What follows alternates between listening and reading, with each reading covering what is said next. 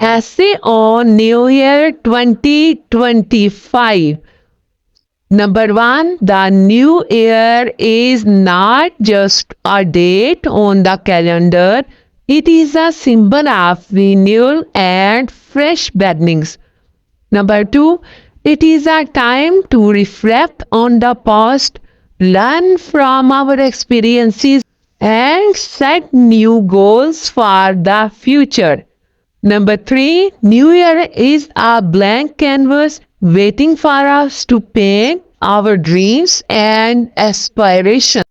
Number four, it is celebrated worldwide with various traditions and customs that brings people together in joy and hope.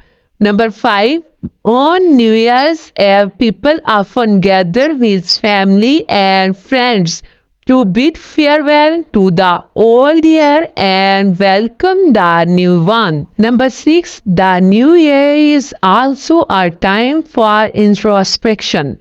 Number seven, it encourages individuals to reflect on their past achievements and challenges, learning from their experiences to build a better future. Number eight, this period of reflection fosters a sense of gratitude and optimism.